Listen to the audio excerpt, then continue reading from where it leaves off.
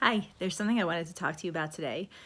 In general, and especially now in this sort of like shelter in place quarantine situation, but it's really a topic that's relevant even not in these unique circumstances. It's just highlighted. And that topic is desire discrepancy in relationships. So in a lot of relationships, in fact, I would say almost in all, no, in a lot of relationships, I'm going to go with that.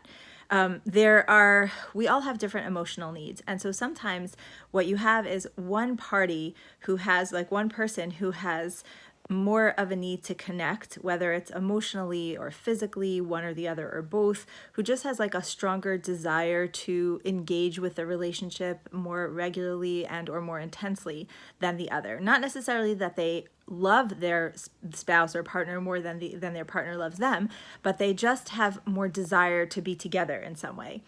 And what that sometimes creates within the relationship is a feeling of sort of pursuer distancer, where one party feels like, I want to spend time with you, I want to be close to you, I want to be intimate with you, and they're feeling sort of rejected. And the other party is sort of maybe feeling like smothered or guilty, or in some way just like not knowing what to do with all this desire, this attention, because they can't match it. They don't feel the same way. So in regular relationships and regular marriage time, this is a challenge.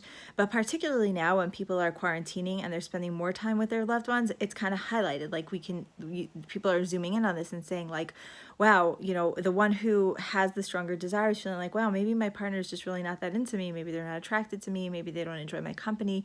Maybe they find me annoying. It's triggering some insecurities, and they're feeling like disappointed or sad or lonely or frustrated. And the other spouse, the other party, is sitting there feeling like, my partner keeps coming to me. They want to spend time together. They want to touch. They want to play. They want, and I love them, but I sometimes need some time alone, or I need to work, or I need to attend to the children, or I just I'm just not in the mood.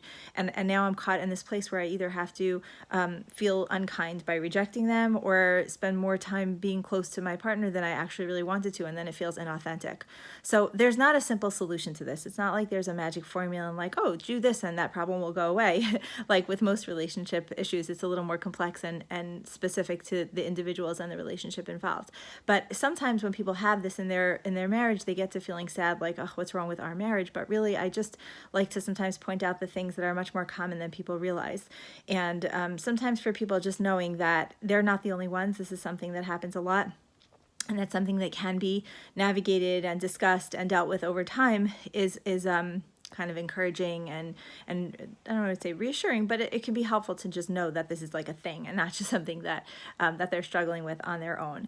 And like with many relationship struggles, one of the best things we can do is to talk about it in a loving, compassionate, empathetic, and non-judgmental way. If it's an overall healthy relationship, to be able to sort of just mention this and say, hey, I think this might be what's going on with us, and just talking about what it feels for each of the parties involved might help, with brainstorming some, compromises, solutions, just more of an awareness of how the other person feels and what each person can do to make the situation a little bit easier.